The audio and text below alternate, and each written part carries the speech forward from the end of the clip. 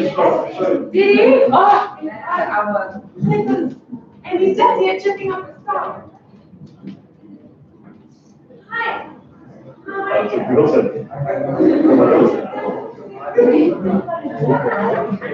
And he's saying that. Everyone, please keep a hand.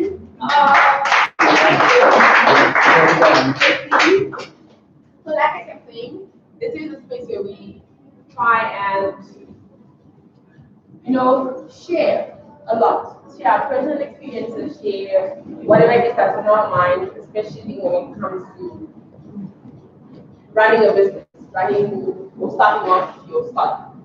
So we're gonna ask you a few questions, but before we do that, perhaps for those that really don't know you, do you mind telling us about yourself? Hi everybody. I'm Vennduke.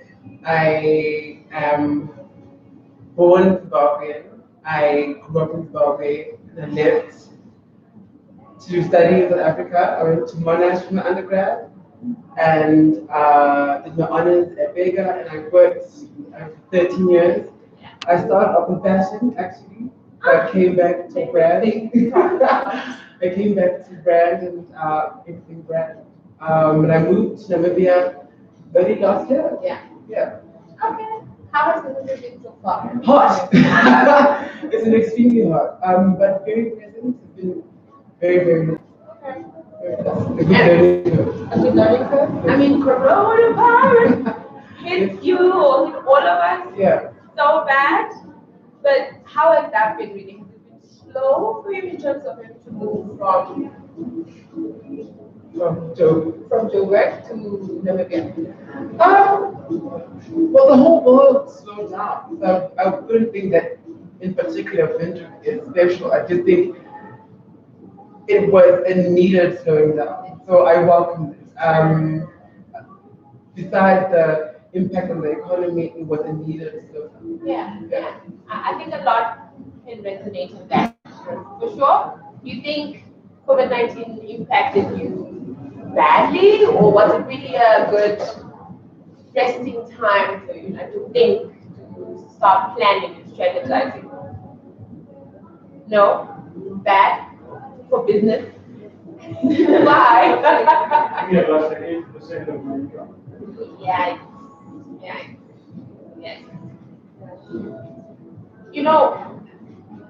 Despite all of that, I think we can all agree to come to terms that a lot of agencies, let alone the government, came up and tried to assist. If you are a startup, you can apply for funds here. We can assist you in this regard. I'm not sure how fast they were to releasing these funds, but opportunity was given to the youth, especially, and people in business.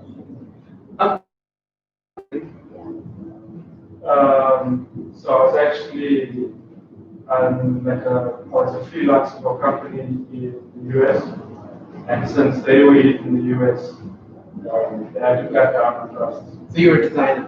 No, I'm actually a programmer. Okay. Yeah. So then I had to start. I think I started 2 businesses in that time. See? And would you have done that? Would you have done that? Without COVID? Yeah. No, I don't think so. I don't know. I was also part of, I was a co-founder of Dololo, online store. Yes. And that's done, and I also left. So, I don't know. It was all over the place. Transitioning. Yeah. Okay, Vennduke, tell us what inspired you to pursue, the career that you're in right now? I think early on, I was fascinated by everything about life, people's lifestyle, and people's behaviors, and what they are always searching for. They search for meaning, and they find this meaning. And I think that's when I started being intrigued by things like marketing, because that's something that touches every lifestyle, from every walk of life. They have come into contact with a brand, knowing or not knowing. And I've always wanted to enhance that experience or point of contact with a brand. Because that's how you add value. So I think it's always been about making people feel good and feeling some type of way towards the brand. Hence then the Yeah. getting it. Would you call yourself like a brand strategist? You know what? I think when I when I came to Namibia, I heard a lot of titles being thrown around, like strategist and all of that. But I think I'm trying to, actually, I am becoming more a lifestyle connoisseur. So everything to do with life, I want to be involved with it and curate those experiences that people meet through brands and authors. Because it's beyond just being a brand strategist. What value are you adding to some of that? Yeah. And let's take it back a notch to stepping into the whole entrepreneurial sphere. Entrepreneurial. Entrepreneurial. No, entrepreneur. I rather in the sphere, so I can't. Yeah. That if you had to position yourself in that, because I feel there's a huge opportunity, especially in the media, because everyone else has an idea left, right, and center. You know, a lot of them successfully make it out and create a strong brand that represents the problem that they're trying to solve. So if you have to sit down with someone that has an idea to put lifeless plastic plants in a bowl, how do I sell this? How do I make this so important for someone to buy it? I think let's take it back first. Yeah. To you. Yeah. What is your purpose? What gives you joy? Yeah. Right? If you want people to feel good, right? Or to always look for the beautiful things in life, that's a good place to be. Right? So now this is just a vehicle of how you sell that. I think people always chase selling the product before making sure you yourself know your purpose. So if you're all about I want people to feel good and look at beautiful things, you will make sure in every situation, everything that you touch, they see that. Yeah. So my first thing would be look at the reason behind it. What does it add? And what do you want someone to feel from that? I think we're beyond just selling a product. We want to sell an emotion, a connection. And I think that's the important thing. So I would say sell serene. Sell making me feel at peace. Sell making my space look beautiful. Sell a home. This is sell a home. Yeah, and an office space. An office. And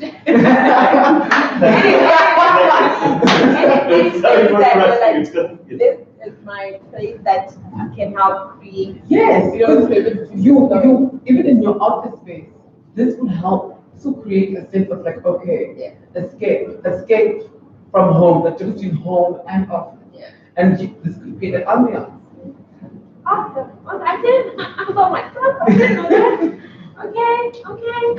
And I mean, one of the things that one can highlight is the fact that you mentioned that this is just the vehicle that's going to drive what it is that you're passionate about.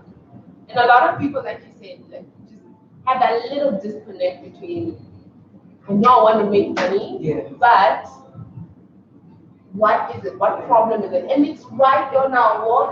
We say love the problem. And love the solution. Love the problem and not the solution. Sure, I'm really off the again.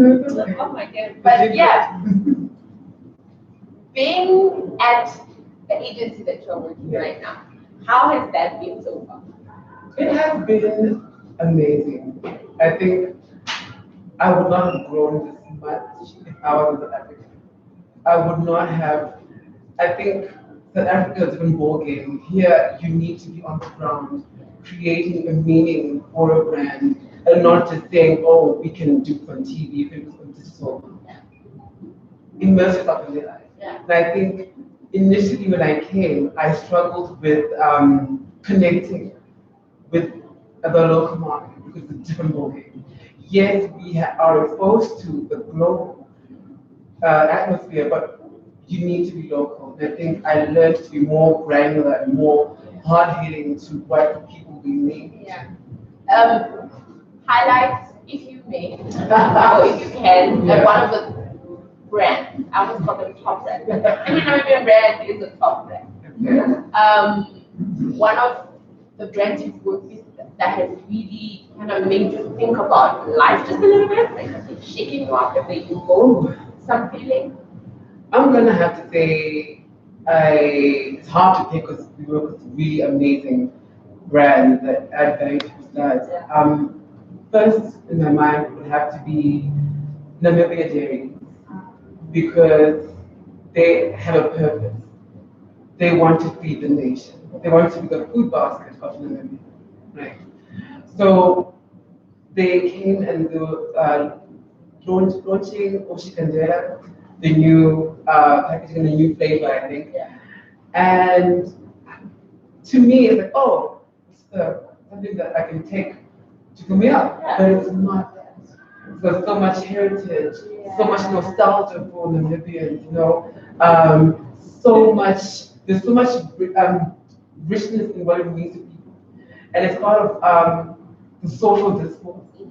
So if I came in here not knowing that, I could have just another job, but it needed to be relevant and I needed to tie into the heritage and credibility. And I think at Weathermen, because we have such a diverse team from all walks of life, we challenge each other to get to the crux of how we add value to the brand and to the nation. Yeah.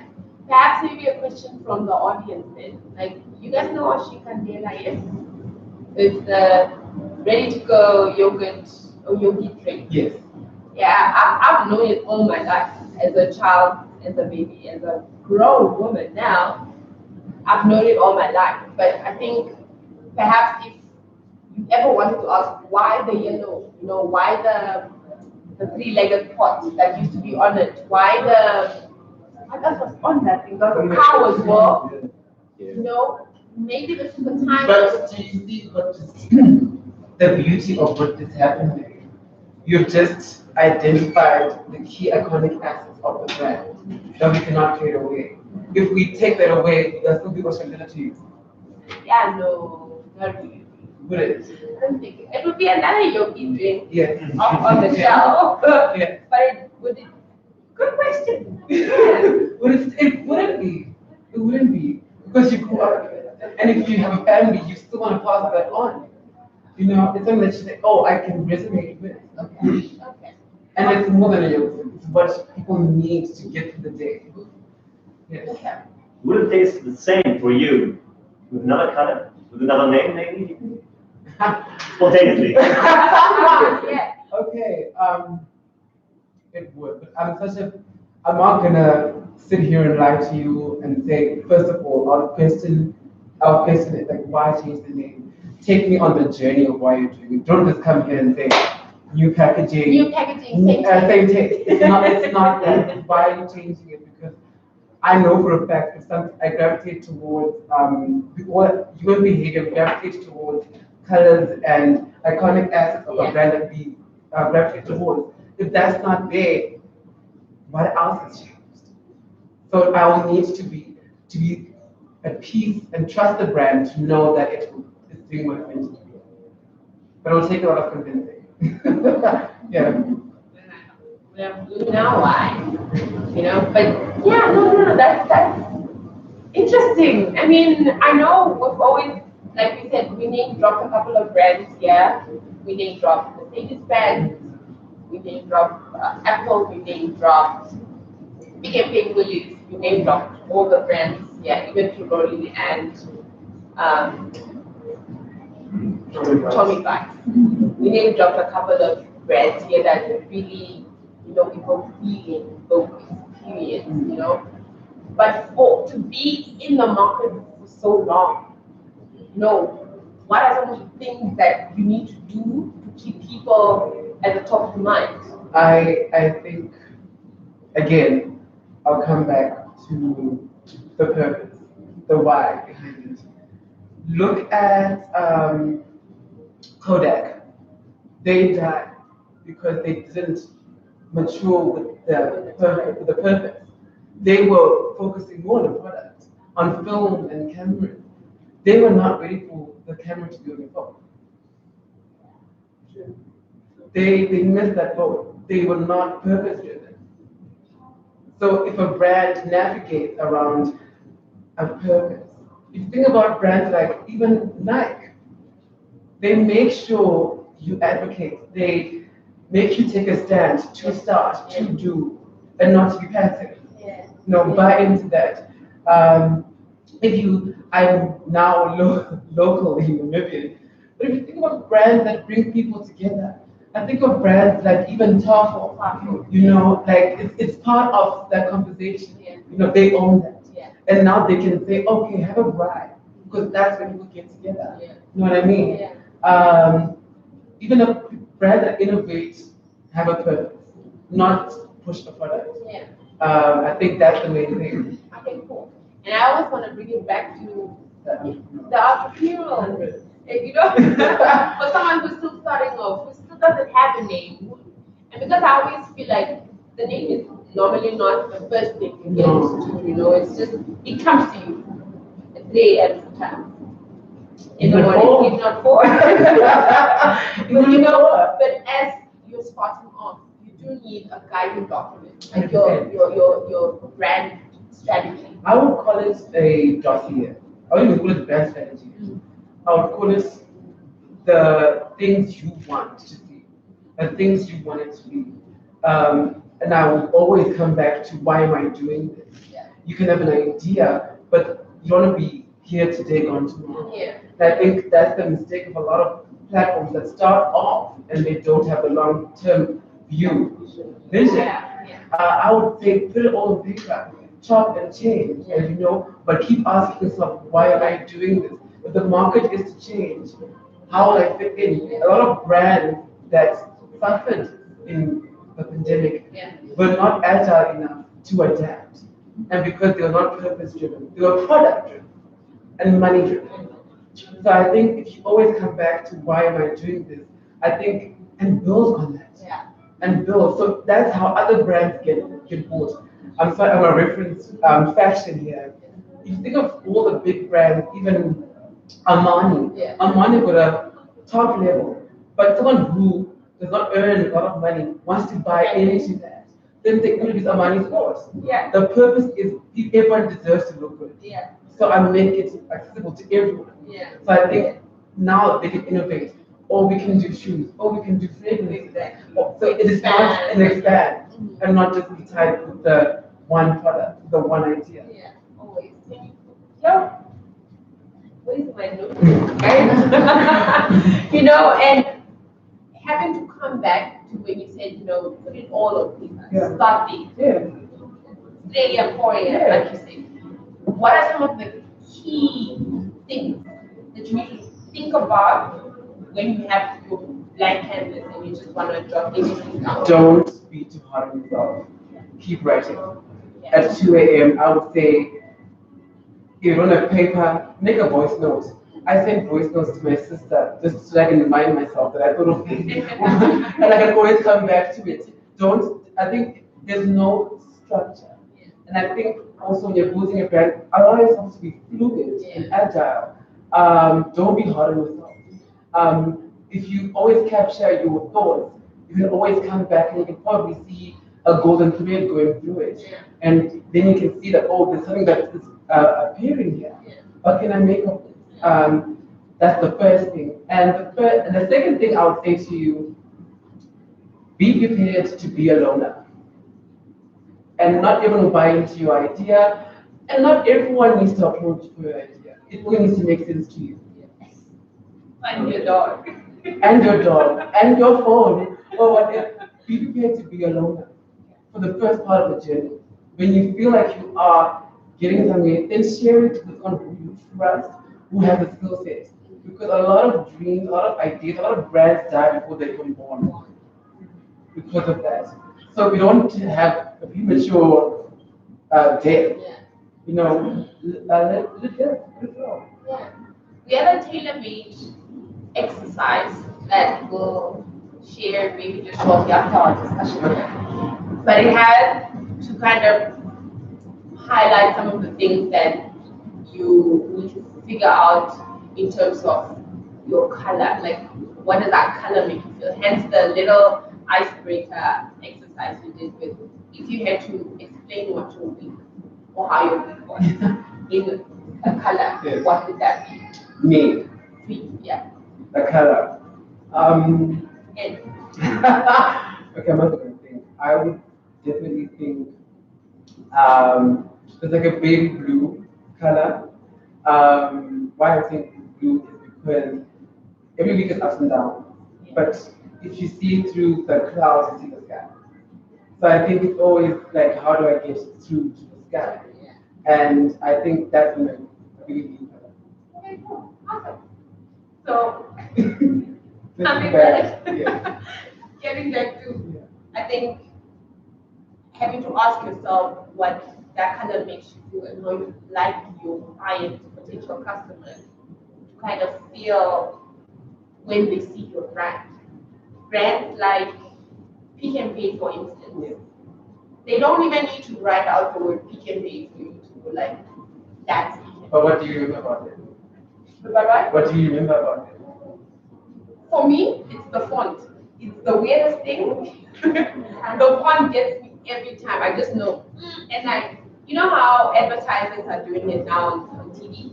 Before they pop the brand first, it's a storyline, Yeah. it's a narrative, and then the font always gets me. I'm like, that's Willis. That's definitely Willis. And then at the end, it's the W, and I'm like, I knew it. But you know, it's for me that. But then for other people, it could be the color. The other, another person could be their messaging always. Sometimes it's always consistent, you know.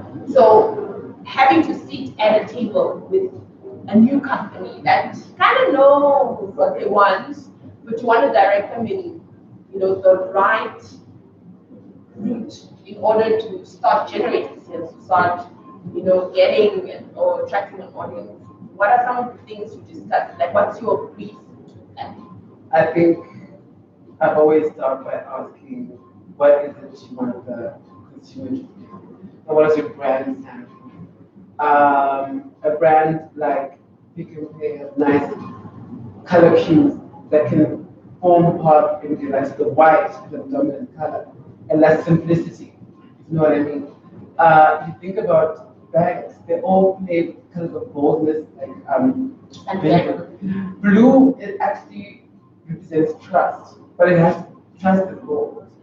And green means that you are safe. So that kind of things. So I would say, what is the first thing you want your consumer to feel? And what does your brand stand? yeah. And how agile, how fluid is it? And also, but how do you want to speak to your consumer? You cannot want to be a caring brand and be red. That's not it. Look at Dove. They're a guardian. Look at the color that they use. They And I know. use that. Oh my God, I'm realizing that I'm really a white.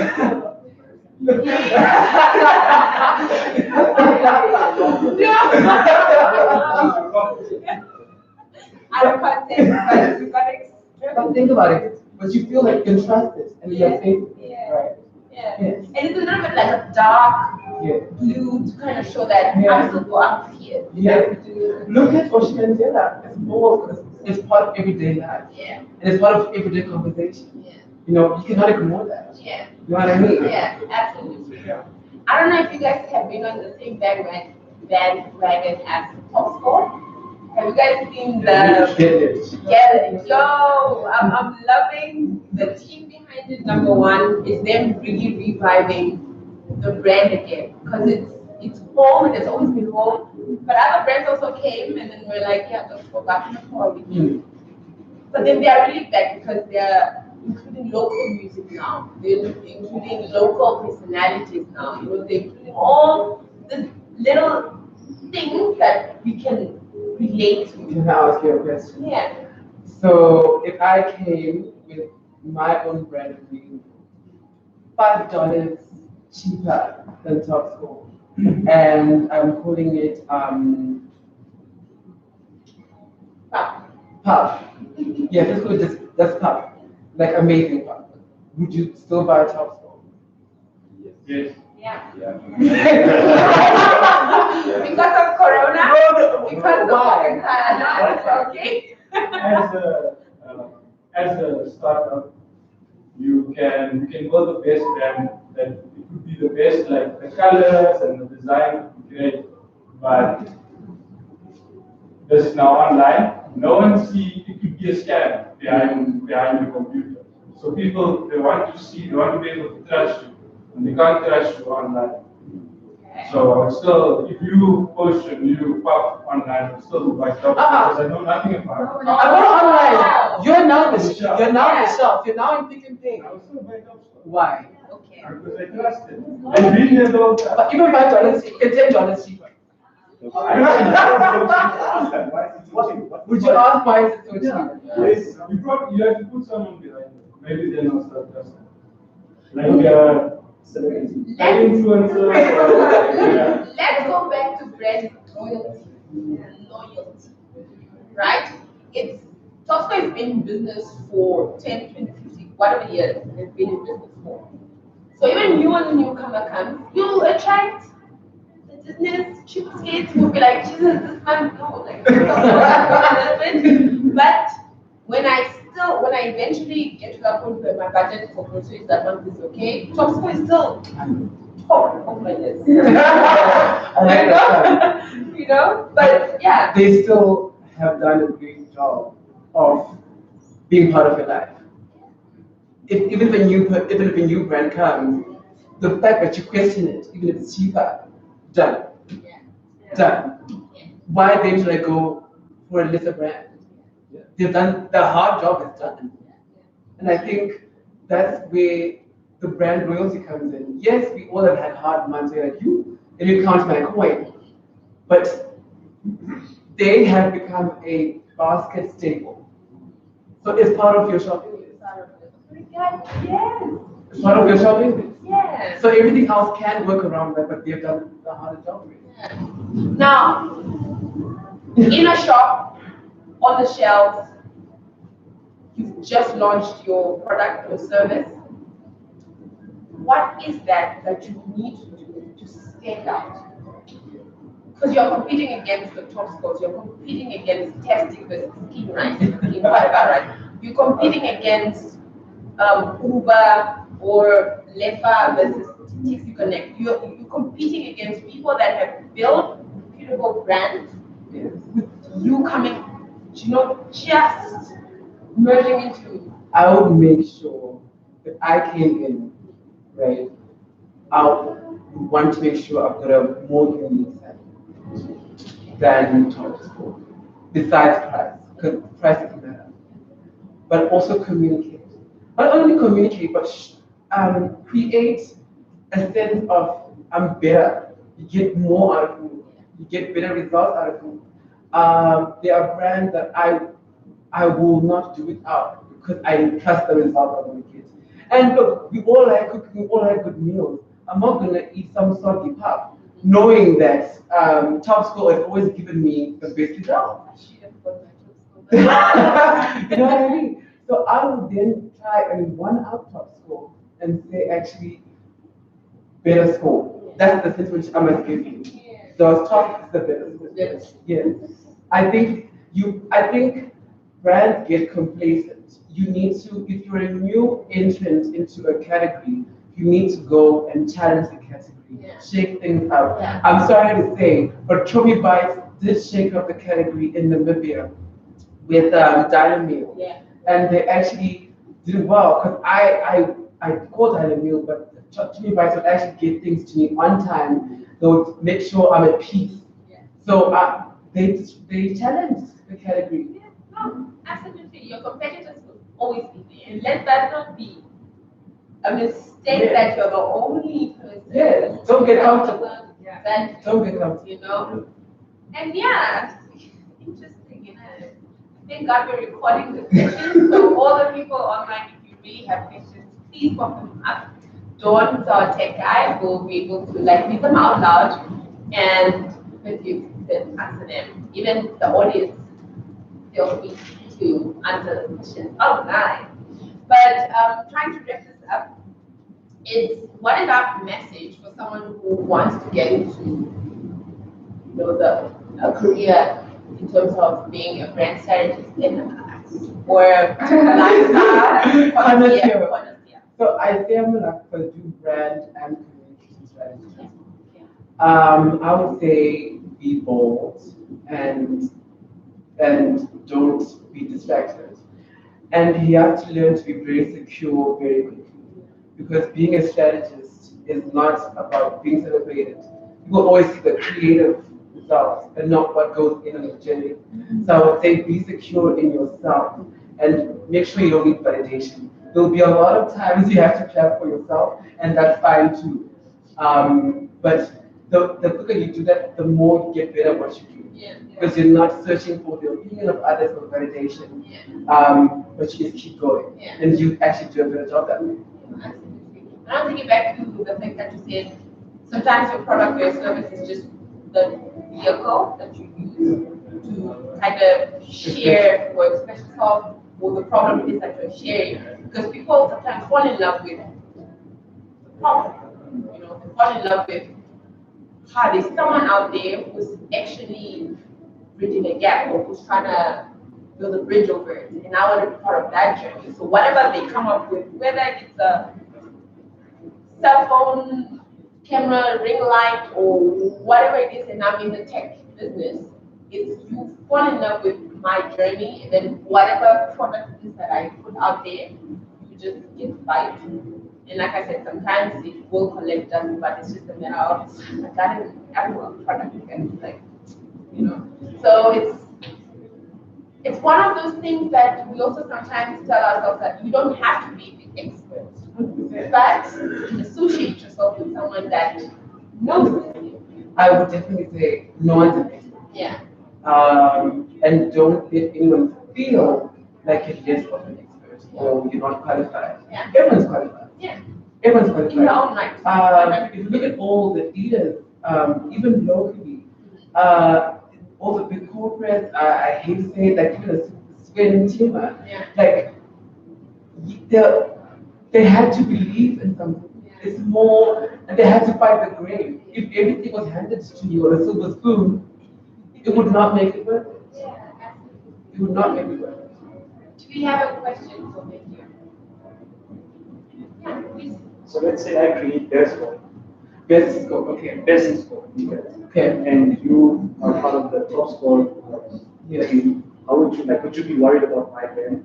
No, I would, but I'll make sure I remind my market that I got you. I now start showing you how I'm part of your journey. I now start showing you how you went to your Oma's house and she still made you puff. That there's no feeling that beats that. And here you come and you say, oh, okay. But yes, I want to feel close to them as the peanut butter I use, and I actually, and I'm like, it reminds me of home. It reminds me of the green grass at home, and my mom is cooking in the kitchen, and I'm trying to lick the spoon that she's used to cook with it. So that's that. So even for me to try a new brand, come along, yes, but I know my space. Yeah. Not to encourage you, please. But you never know. But you must be ready for these kind of things. Yeah. No, if you are launching out, be ready for the aggressive competition. That's why you always get a Samsung and an iPhone. That's why you always get a Nike and an Adidas. Following up on the question, for example, the Samsung and iPhone competition is kind of like, I've noticed that they've used it to sort of push away the rest of them. 100%. So even iPhone, Samsung, or Huawei, whatever it is, it's not just iPhone, Samsung. So now, like, is there competition also helping, like, only to compete against you as best score, and you have now top score? Is that right? So I'll tell you something that Huawei did that shook iPhone and Samsung. they offered a high value product, right, at a lower price. So it gave people access to a smartphone, the same device, same look and feel, access to that at a lower price. Now more people would be included in this conversation of, oh, WhatsApp, oh, Facebook, oh, Instagram.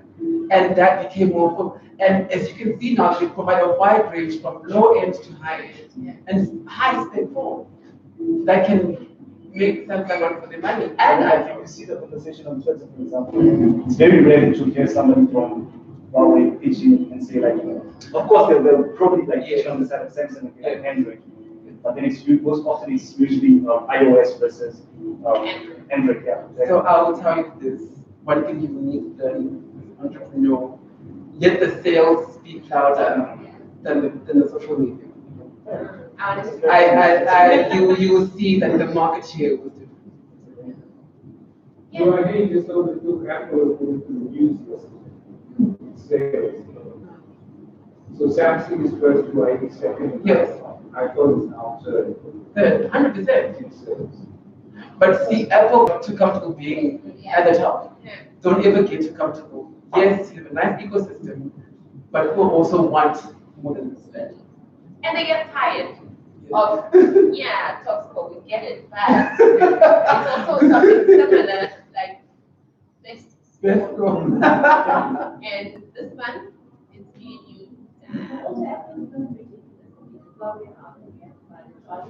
Yeah.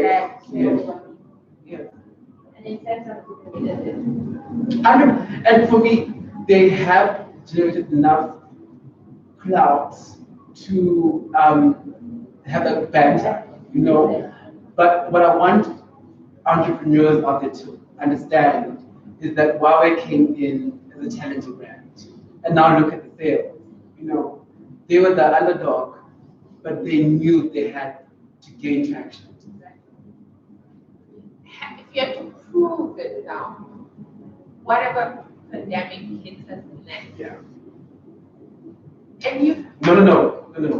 They say whatever happens next. Yes. Not whatever pandemic happens. No. Okay. No, the world really was for a minute. Yeah. It's how do you prove your business? And you mentioned this earlier, and I really wanted to, highlight it again. How do you prove your idea that you really feel it just needs a little support to, scale up? And even if you are in business already and you want to scale up, how do you prove it enough to be able to withstand any? So are you saying how does business protect itself? Brand The business. brand business. I'm sorry, I'm gonna keep saying this. I always think if your business and your brand has a purpose, it should be, and the purpose allows the brand to be agile enough to maneuver. It will still be relevant. Because yes, it will take a hit, but it won't be at a big hit as other brands. I mean, the global economy suffered a lot, but you're still buying milk, right? Still buying milk. Yes, but you're buying probably that milk, I hope. Yes, always. That's the thing, but you'll have to adapt. And even top score with this ad, people need conversation to make light of things, but also the reward, like money and all of these things. So be relevant. Namok did it. A lot of brands are doing it as well. McCain is doing it right now. People want to make light of the pandemic and not just be doom and gloom, but also be part of their lives. Yeah. Maybe feel it. Yeah. What value do you bring? What value do you bring? My family. A lot of brands had to adapt, but if their purpose was on point, they will find a way. It's not going to be like a seamless thing, but you will have to swim hard. Fantastic. Well, we thank you so much. We hope you guys learned a lot today. You have a question? Yeah. Okay. Quickly. Thank you. You take a look at companies like Tesla, right? Yes. One of my favorite companies. You discover that they managed to convince long-time companies like Mercedes to convert to a particular industry that they're going. 100%. So these are speaking out of entrepreneurs trying to venture onto something that's new in a particular place, in a particular industry, something like that. how best do you think you can also do or make such type of progress? Or perhaps get your brain involved up to that? So my answer would be Elon Musk for Tesla. I'm correct. He was brave and bold enough, but he found a unique selling point in the category that he could own. Find something you can own in the category and ride with it. And I think I remember one of his talks. He said that at some point in the pursuit of opening his company, he was happy being alone. Because he was saying, but there's Audi, there's Mercedes, and everyone was talking about fuel efficiencies. Yeah. But he's like, I'm okay, I'll stay on path, I'll keep going. So I would then just say, find what differentiates you and own it. And they'll all adjust, which they are. So when you say owning, What makes you different? yeah, what makes you different, owning that difference, would you say the most important thing when coming in as a competitive brand would be addressing customers' pain points? So like for top score, it's affordable for a lot of Indians. So bringing something cheaper won't make any sense. But like, if it's maybe a better taste that you're gonna offer, maybe through word of mouth, maybe more people will convert to that. Or like Apple, for example, removing the charger from the box. They are appealing to environmentalists, for people who care about the fact that it's equivalent to removing 40,000 cars off the road per year. So would you say differentiate yourself where the customer will most value you? Where it resonates most. So I would definitely say Tesla does performance well and does other things well as well. But they owned one and they added other values. It became multifaceted. So even with the brand like a top score, I would then, if I was the competitor brand, I would then start a narrative like start a new edition class. So I'm already I'm sweeping Oma under the rug and becoming my own person. You know what I mean? And yeah, my whole brand. And starting with me, because I'm healthy, I'm fast, I can do all of these things for you. Then own it. But it's hard because Costco has instant pot now, so woo. It's just an example. I'm just saying, there's so, and I think brands need to tell more stories than just selling a product. And Nike has and consistently own it. I cannot wait to see what Top Score does after Get Rich, because they've now opened their own narrative. You know what I mean? And it's something that I want to see, because you have to start there. You asked me also about Oshikandela. I know last year in December they did local design and how they could express it. That's they're owning the heritage and the artifacts of Namibian culture. They're owning it. So yeah, that answer your question. Well, okay. I'm gonna allow That's a short question. Maybe it's easier a little bit with this question. What is more important, the product or the brand? The purpose. The purpose. We just pause this I think the reason why Nike can take part in competition for race and GBP is because they have a purpose. They're the people at their heart. And with that, they've become more than a brand. Now you want to buy into them because they stand for people. They stand for people. They stand for athletes. They stand for just starting. Wearing it sometimes not even need to say anything. Yeah.